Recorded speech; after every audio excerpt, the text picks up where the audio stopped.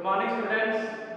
I am Parvinder Singh, and today our topic is online transaction, which is related to chapter 5, class 11 business studies.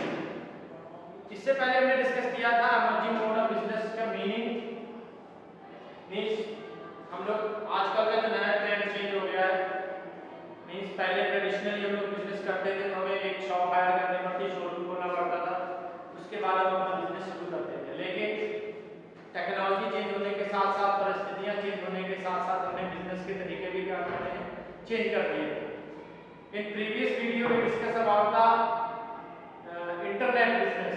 Means हम लोग जो business करते हैं through internet business करते हैं, जिससे हमें बहुत बड़ी मार्केट मिल जाती है, बहुत बड़े सेलर्स, बहुत बड़े परचेजर, हमें कस्टमर हर जगह मिल जाएंगे। मीन्स जहाँ पे भी ये इंटरनेट की और इलेक्ट्रॉनिक की फैसिलिटीज अवेलेबल है, वहाँ पे हम लोग ये बिजनेस कर सकते थे। मीन्स एक पूरा वर्ल्ड क्या बन गया था, एक मार्केट बन गया था।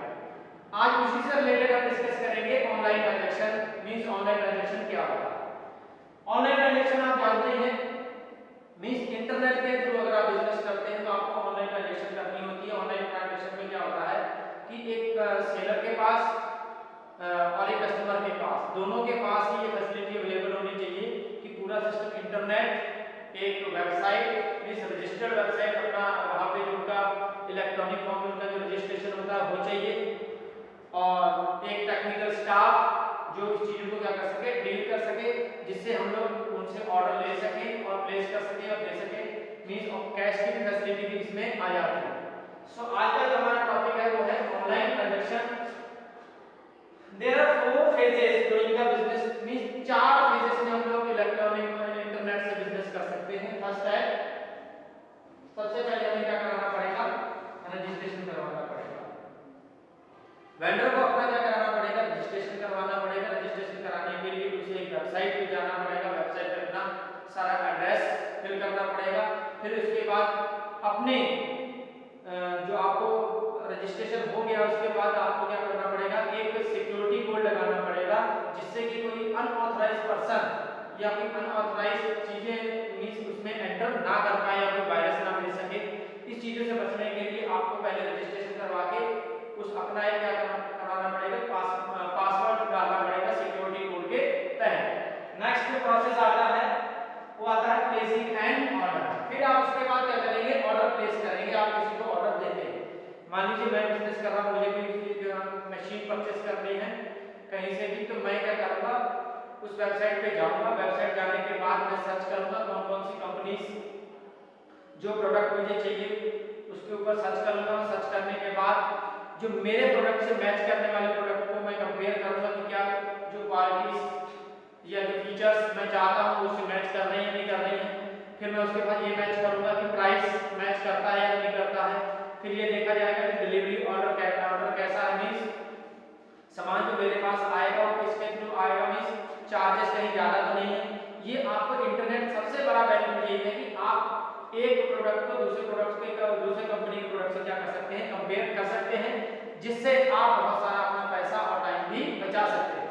तो अब आपने क्या कर दिया, ऑर्डर प्लेस कर दिया है। नेक्स्ट जो स्टेप आता है पेमेंट मैकेनिज्म का आता है, पेमेंट। अब आप पेमेंट कैसे करें, पेमेंट करने के भी अलग अलग तरीके हैं कि अगर आपने कोई सामान मंगवाया है तो उसमें ऑप्शन भी आता है। जब आप ऑर्डर प्लेस करते हैं तो नीचे ऑप्शन आता है कि आप पेमेंट कैसे करेंगे।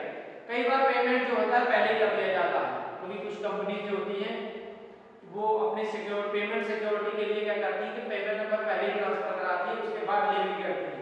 फिर भी उसके बाद भी बहुत सारे ऑप्शन हैं पेमेंट करने के। फर्स्ट है payment cash on delivery. Mean जैसे ही आपके पास प्रोडक्ट पहुंचा है उसके बाद आप डिलीवरी कर रहे हैं, प्रोडक्ट लेने के बाद आपने डिलीवरी की है, सॉरी कैश पेमेंट किया है। नेक्स्ट आता है थ्रू चेक्स। आपने चेक दिया है उसको या चेक उसके नाम से लगाया है। नेक्स्ट है नेट बैंकिंग ट्रांसफर। मींस आप अपने बैंक अकाउंट से बैंक के थ्रू उसके अकाउंट में पैसा क्या कर दिया है, ट्रांसफर कर दिया है। नेक्स्ट आता है क्रेडिट और डेबिट कार्ड। मींस आपने नंबर डाल के उसे नंबर अपने कार्ड से ही उसके अकाउंट में क्या किया, पैसा ट्रांसफर किया। नेक्स्ट आता है डिजिटल कैश। डिजिटल कैश के लिए क्या करना पड़ेगा, आपको पहले बैंक से परमिशन लेने की पड़ेगी। बैंक आपको एक सॉफ्टवेयर का कहेगा, सॉफ्टवेयर लीजिए, उस सॉफ्टवेयर के तहत आप अपने खाते से कंपनी के खाते में क्या कर सकते हैं, पैसा ट्रांसफर कर सकते हैं। ये आता है मोड ऑफ पेमेंट का। मींस जब आप ऑर्डर प्लेस करते हैं कंपनीज आपसे कहती है कि पेमेंट आप कैसे करेंगे, तो आपको मोड भी शो करना पड़ता है और इस तरीके से आप पेमेंट कर सकते हैं। नेक्स्ट आ जाता है security and safety of E business. अब जो लोग मोस्टली लोग इंटरनेट से जुड़े हुए हैं, इंटरनेट यूज करते हैं और उन्हें ये भी पता है कि इंटरनेट से बिजनेस करने का बहुत सारे फायदे भी हैं और एक बहुत बड़ा नुकसान ये भी है कि कई बार हमें इंटरनेट से बिजनेस करते हुए बहुत ज़्यादा लॉस भी हो जाता है अगर हमारी जो सीक्रेट या इंपॉर्टेंट इंफॉर्मेशन है वो क्या हो जाए, लीक हो जाए, या जो कंपनी जिसके साथ हम डीलिंग कर रहे हैं या किसी और वजह से हमारी जो इंपॉर्टेंट इंफॉर्मेशन है, जो सीक्रेट्स हैं, वो थ्रू इंटरनेट से क्या हो जाते हैं, लीक हो जाते हैं, जिससे कंपनी को बहुत ज़्यादा क्या हो जाता है, लॉस होता है। तो उसके लिए भी कुछ देयर आर रिस्क दे रखे हैं कि आपको there are 3 types of risk, कि आपको कितने ऑनलाइन ट्रांजैक्शन बिजनेस करने से आपको जो रिस्क हो सकते हैं वो कौन कौन से हैं। फर्स्ट है ट्रांजैक्शनल रिस्क, सेकंड है data storage risk and third है risk of threat to intellectual property and privacy. ये 3 तरह के रिस्क आप हमेशा प्रेजेंट रहते हैं जब भी आप ऑनलाइन ट्रांजैक्शन, ऑनलाइन बिजनेस करते हैं, इंटरनेट के थ्रू बिजनेस करते हैं। सो फर्स्ट ऑफ ऑल हम डिस्कस करते हैं ट्रांजैक्शनल रिस्क क्या होता है।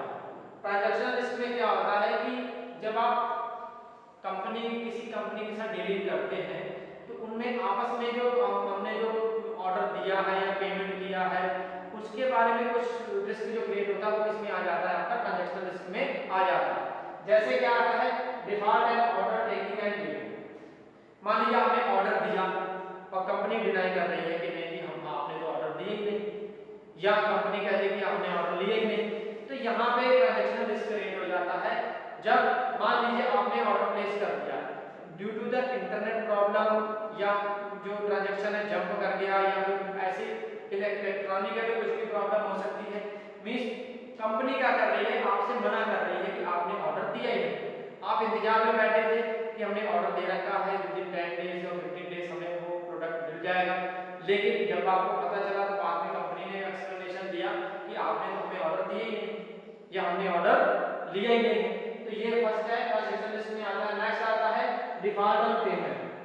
पेमेंट में भी कई बार मिसअंडरस्टैंडिंग हो जाती है, दोनों ये कहते हैं, पेमेंट जो करने वाला है वो कहता है कि मैंने पेमेंट कर दिया है आपको, मेरे अकाउंट से तो पैसे ट्रांसफर हो चुके हैं, माइनस हो गया मेरे अकाउंट से पैसा, लेकिन कंपनी जिस वेंडर को हमने पैसा भेजा था वो मना कर रहा है कि मेरे खाते में तो पैसा आया नहीं है।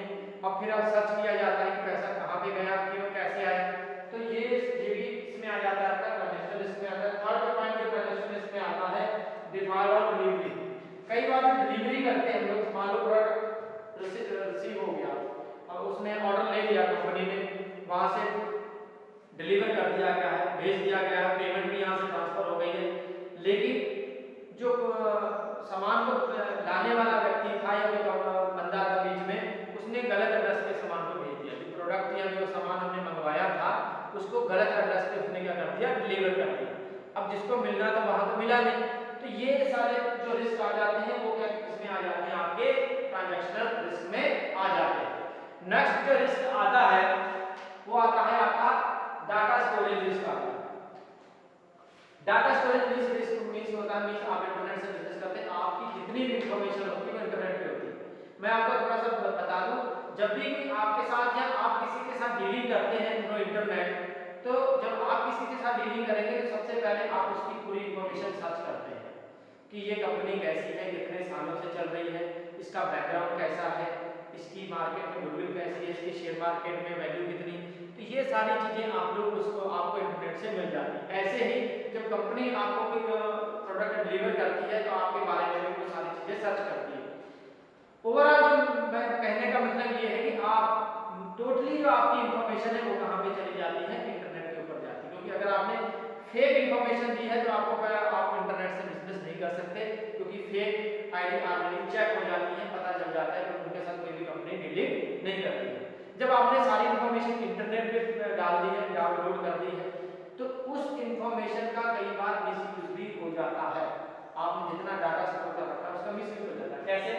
उसमें होगा क्या, आपकी इंफॉर्मेशन मिसयूज, तो कई बार वायरस आ जाता है। मान मोबाइल में जब भी हम मोबाइल यूज़ करते हैं, आप कोई नई चिप या फिर नया सॉफ्टवेयर डाउनलोड करते हैं या कोई चीज़ एक मोबाइल से या एक कंप्यूटर से दूसरे कंप्यूटर पे ट्रांसफर करते हैं, तो जिसमें से वो ट्रांसफर होकर आ रहा है, कई बार उसके साथ इंफॉर्मेशन के साथ डाटा के साथ क्या आ जाता है, वायरस भी आ जाता है।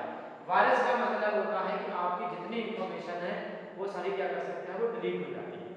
डिलीट होने का मतलब है जितना भी ओवरऑल डाटा आपने स्टोर कर रखा था वो सारा का सारा कंप्यूटर से क्या हो जाता है, डिलीट हो जाता है। मींस या तो डिलीट हो जाता है या तो कंप्यूटर ही हैंग हो जाता है। हैंग होने का मतलब चलता नहीं, जब तक आप उस वायरस को वहां से हटाएंगे नहीं तब तक कंप्यूटर नॉर्मली काम नहीं करेगा। तो वायरस क्या करता है, वायरस आपकी पूरी इंफॉर्मेशन को क्या कर सकता है, डिलीट कर सकता है, पूरे कंप्यूटर की इंफॉर्मेशन खराब कर सकता है, जिससे कि आपका जितना भी पुराना डाटा है, इंपॉर्टेंट इंफॉर्मेशन है, वो सब क्या हो जाती है, खराब हो। नेक्स्ट आ जाता है हैकिंग। हैकिंग आपने बहुत पॉपुलर वर्ड है। हैकिंग मींस होता है unauthorised entry in the internet through internet और कंप्यूटर। मींस हमने जितनी भी मैंने पहले बताया, जब भी आप रजिस्ट्रेशन करते हैं तो आप उसके साथ क्या लगाते हैं, पासवर्ड लगाते हैं। पासवर्ड क्या होता है, सिक्योरिटी होती है कि आपके अकाउंट में कोई और बंदा एंट्री ना कर सके। अब हैकिंग में क्या होता है, हैकर्स जो होते हैं, एक्सपर्ट होते हैं इस कामों में, वो उस कोड को क्या कर देते हैं, ब्रेक कर देते हैं और आपकी जितनी भी इंपॉर्टेंट इंफॉर्मेशन होती है वो क्या होती है, चुरा लेते हैं। एक होता है फिजिकल चोरी। फिजिकल चोरी कैसी होती है, कोई सामान उठा के घर से ले गया या शॉप से ले गया। ये भी एक हैकिंग क्या है, चोरी होती है कि आपके कंप्यूटर से किसी ने अपने ऑफिस में बैठे ही आपके ऑफिस के कंप्यूटर से क्या कर ली, इंफॉर्मेशन क्या कर ली है, चोरी कर ली है, जिसका वो क्या कर सकता है, मिसयूज कर सकता है। तो ये दो बहुत बड़ी जो रिस्क है जब आप इंटरनेट के थ्रू बिजनेस करते हैं। मींस डाटा स्टोरेज का रिस्क ऑलवेज रहता है कि डाटा का या तो डिलीट ना हो जाए ड्यू टू एनी वायरस, और या हैकिंग मींस हैकर्स द्वारा मींस अनऑथराइज्ड पर्संस द्वारा आपके कंप्यूटर में एंट्री करके आपकी जो इंपॉर्टेंट इंफॉर्मेशन है उसको चुरा लेना, उसे क्या बोलते हैं, हैकिंग बोलते हैं। गवर्नमेंट ने बहुत सारे इसके लिए क्राइम सेल्स बना रखा है ताकि इनको जो भी हैकर्स होते हैं उनको क्या पकड़ा जाए, या जो ऐसी एक्टिविटी करता है उसके खिलाफ क्या किया जाए, केस किया जाए, या जो भी आप मैसेज करते हैं उनको क्या किया जाए, कोर्ट्स में भेजा जाए, ताकि अगर हैकर्स इंफॉर्मेशन को हैक आपके कंप्यूटर को कर भी लेते हैं तो उन्हें इंपॉर्टेंट इंफॉर्मेशन का पता ना चले। इसीलिए गवर्नमेंट ने ये कह रखा है कि आप जब भी मैसेज को करते हैं तो आप उसको मैसेज को कोर्ट्स में कीजिए, ताकि अगर कोई देख भी लेता है तो उसे उसका कोई मीनिंग या सेंस कोई समझ में ना आ सके। नेक्स्ट आता है risk of threat of intellectual property and privacy. भी इंटरनेट है, इंटरनेट को हर व्यक्ति यूज करता है। कोई भी व्यक्ति कभी भी आपकी जो इंपॉर्टेंट इंफॉर्मेशन आपने जो इंटरनेट पे डाल रखी है उसका मिसयूज कर सकता है, क्योंकि इंटरनेट जो है खुला ओपन है। गलती से भी आपसे अगर चूक हो गई हल्की सी, मींस पासवर्ड डालना भूल गए या कोड डालना भूल गए, तो आपकी इंफॉर्मेशन का कोई भी व्यक्ति यूज कर सकता है, जिससे आपके बिजनेस को क्या हो सकता है, नुकसान हो सकता है।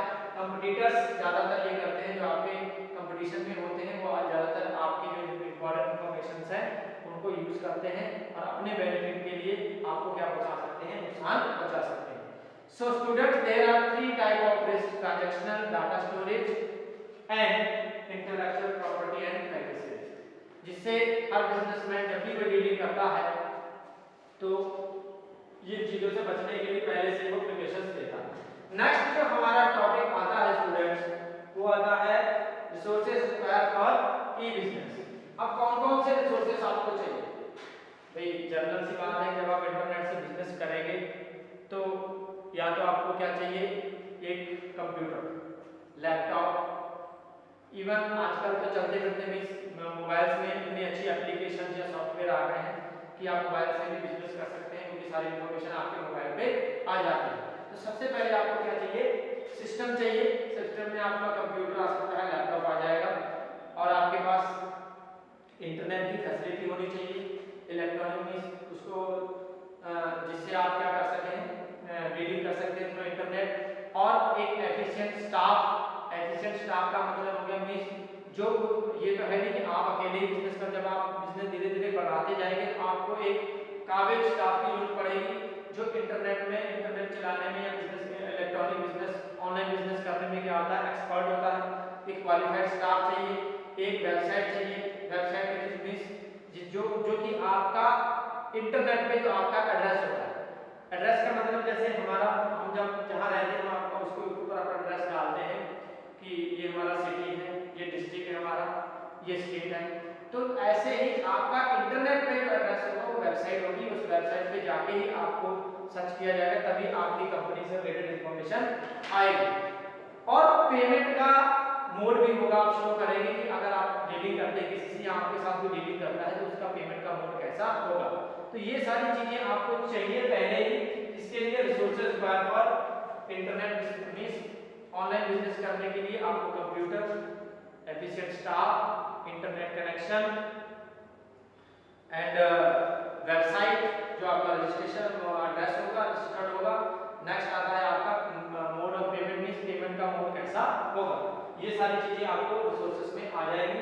नेक्स्ट इसके अलावा आजकल का एक नया ट्रेंड आ गया है आउटसोर्सिंग कॉन्सेप्ट। आउटसोर्सिंग कॉन्सेप्ट क्या होता है कि आप अपना काम आउटसाइड एजेंसी से कराते हैं या किसी और से कराते हैं, वो किसमें आ जाता है, आउटसोर्सिंग में आता है। ये आजकल का बहुत अच्छा ट्रेंड चल रहा है।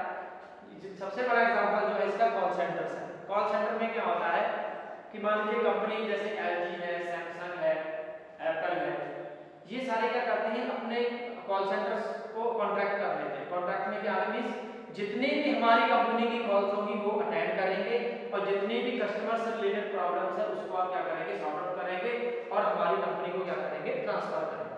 तो आउटसोर्सिंग में क्या होता है कि आप हायर करते हैं बाहरी एजेंसीज को जो कि आपका काम करती हैं और उसके बदले में आप उन्हें क्या करते हैं, पेमेंट करते हैं।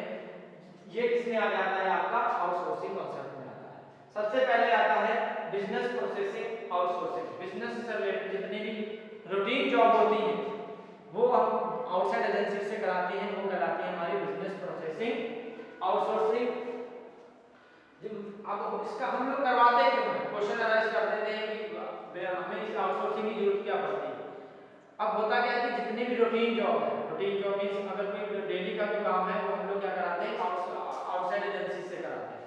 और जितने भी एक्सपर्ट या जो बहुत इंपॉर्टेंट क्रूशियल मैटर्स हैं उसको डिस्कस हम क्या करते हैं, खुद करते हैं, जिससे हमारा टाइम भी बचता है और हमारी कॉस्ट सेविंग भी होती है। क्यों? क्योंकि हमको काम जो होता है, रूटीन जॉब जो दिया जाता है वो उसी व्यक्ति या उसी एजेंसी को दिया जाता है जिसमें वो क्या होते हैं, एक्सपर्ट होते हैं। एक एग्जांपल लेते हैं, जैसे एडवर्टाइजिंग है, मींस अब ये बात आती है कि बिजनेस प्रोसेसिंग आउटसोर्सिंग में आप कौन कौन सी सर्विसेज प्रोवाइड करा सकते हैं। फाइनेंशियल हो गई, एडवर्टाइजिंग हो गई, कोरियर हो गई, कस्टमर सपोर्टिंग सर्विसेज हो गई। ये सारी चीजें आपको बिजनेस प्रोसेसिंग आउटसोर्सिंग में अवेलेबल हो जाती है। अब एग्जांपल लेते हैं, जैसे एडवर्टाइजिंग। मान लीजिए हमने कोई प्रोडक्ट लॉन्च किया, प्रोडक्ट लॉन्च करने के लिए हमें क्या करना पड़ेगा, लोगों को बताना पड़ेगा। बताएंगे कैसे, एडवर्टाइज करेंगे। एडवर्टाइज अब हम अपने खुद के यहाँ अपने वर्कर्स या एम्प्लॉइज को ना लगाकर हम किसी आउटसाइड एजेंसी को क्या करते हैं, हायर करते हैं, जो क्या करती है, एडवर्टाइजिंग का काम करते हैं और जो कि एडवर्टाइजिंग में क्या होते हैं, एक्सपर्ट होते हैं। उसके बदले में हम उन्हें क्या करते हैं, पे करते हैं। अब उससे हमें बेनिफिट क्या होगा, एक तो वो एडवर्टाइजिंग अच्छी करेंगे, दूसरा हमारे जो एम्प्लॉइज और वर्कर्स हैं जो हमें हमारा जो इंपॉर्टेंट काम है वो करेंगे। मींस दोनों ही कामों में हमारा ही फायदा है। थोड़ा सा चार्ज देने के बाद हमने अपने एम्प्लॉइज को, वैसे होगा क्या, मान लीजिए हम अपने एम्प्लॉइज को लगाते हैं तो हम अपने एम्प्लॉइज को क्या करेंगे, ट्रेन करेंगे। ट्रेन करने के ऊपर बहुत सारा खर्चा आएगा और जो वो काम ऑलरेडी पहले से कर रहे थे वो काम हमें किसी और व्यक्ति से कराना पड़ेगा। तो इन सभी प्रॉब्लम से बचने के लिए हम लोग दूसरी एजेंसीज को हायर करते हैं जो कि हमारा काम करते हैं और उसके बदले में वो हमसे क्या करते हैं, पेमेंट चार्ज करते हैं। सो अब इसका फायदा क्या होगा, फायदा ये होगा फोकसिंग ऑफ अटेंशन। हम जो जनरल मैटर्स हैं, जनरल जो रूटीन वर्क है वो दे देंगे आउटसाइड एजेंसीज को और क्रूशियल मैटर्स के हम लोग क्या देंगे, ज्यादा ध्यान देते हैं, जिससे हमारा ही बेनिफिट होता है। नेक्स्ट आता है टेस्ट फॉर एक्सीलेंस। एक्सीलेंस का यहाँ पे मतलब है हमने वो काम किसको दिया, जिस काम में हम एक्सपर्ट नहीं थे हमने वो काम उस एजेंसी को दे दिया जो जिस काम में वो एक्सपर्ट थे, और वो अगर बेहतर तरीके से होगा उसका बेनिफिट किसे होगा, हमें होगा। दूसरा बेनिफिट किसका, हमारा। हम वो काम करेंगे जिसमें हम लोग क्या है, एक्सपर्ट है। मींस दोनों ही काम क्या होंगे, एक्सीलेंट वर्क होगा। एक्सीलेंट वर्क कैसे होगा, एजेंसी एडवर्टाइजिंग एजेंसी है वो उसमें एक्सपर्ट थे, उन्होंने अच्छे से काम किया। क्रूशियल मैटर्स जो हमारे बिजनेस से रिलेटेड इंपॉर्टेंट मैटर से उसमें हमने फोकस करके काम किया। दोनों ही कंडीशन में फायदा किसका हुआ? बिजनेस का हुआ, क्योंकि वर्क दोनों ही एक्सीलेंट हुए। नेक्स्ट है ग्रोथ थ्रू एलियंस। अब इसके ग्रोथ के चांसेस बढ़ जाते हैं जब हम किसी के साथ टाई अप करके चलते हैं, किसी एजेंसीज के साथ। कई बार हम उसको अपना शेयर भी पार्टनर्स में बना लेते हैं, तो उससे क्या होगा? ग्रोथ होगी, मींस वो अपनी ईमानदारी से पूरी से काम करेगा। बिजनेस को क्या होगा? प्रॉफिट होगा। पेमेंट तो हमने किया, लेकिन मान लीजिए अगर हमने पेमेंट किया है तो उससे हमारी सेल भी क्या हो रही? बढ़ रही है। सेल बढ़ने से क्या होगा? प्रॉफिट होगा। प्रॉफिट बढ़ने से क्या होगा? हमारी ग्रोथ भी होगी। नेक्स्ट आता है economic growth and development. Economic growth कैसे होगी? जब हम देखिए आईटी सेक्टर में इंडिया जो है नंबर 1 है। आईटी सेक्टर में भी जितने भी आईटी टेक्नोलॉजी में जितने भी टेक्निक्स हैं, उसमें इंडिया के जो एम्प्लॉइज हैं, इंडिया के जो बंदे हैं, वो क्या है? एक्सपर्ट है। तो हम लोग उनको सर्विसेज प्रोवाइड करते हैं। विदेशों में जाकर विदेशी कंपनीज हमारे यहाँ के एक्सपर्ट्स को क्या करते हैं? हायर करते हैं। अब इससे फायदा क्या हुआ? आउटसोर्सिंग के एम्प्लॉयमेंट जनरेट हुआ। एम्प्लॉयमेंट जनरेट हुआ तो फॉरेन एक्सचेंज होगा, फॉरेन करेंसी आएगी, जिससे हमारी कंट्री का क्या होगा? डेवलपमेंट होगा। मींस जब एम्प्लॉयमेंट बढ़ेगा तो डेवलपमेंट भी कंट्री का ही होगा। तो ये सारे बेनिफिट है किसके? Business processing outsourcing. एक इसके साथ अब इसके एग्जांपल फिर से बता दूं। बिजनेस प्रोसेसिंग आउटसोर्सिंग में आता है आपका फाइनेंशियल सर्विसेज प्रोवाइड करते हैं हम लोग, एडवर्टाइजिंग सर्विसेज प्रोवाइड करते हैं, कोरियर सर्विसेज प्रोवाइड की जाती है, कस्टमर सपोर्टिंग सर्विसेज जैसे कॉल सेंटर है। कॉल सेंटर का मैंने पहले ही बताया कि कॉल सेंटर में हम लोग किसी एजेंसी को हायर करते हैं, वही सारी कंपनी की कॉल्स को रिसीव करते हैं और कस्टमर की जितनी प्रॉब्लम्स है उनको क्या करते हैं? दूर करते हैं। फिर भी अगर कोई प्रॉब्लम आती है तो वो जो उनकी प्रॉब्लम्स हैं वो कंपनी में क्या कर देते हैं? भेज देते हैं और वहां से उनको प्रॉब्लम को सॉर्ट आउट किया जाता है।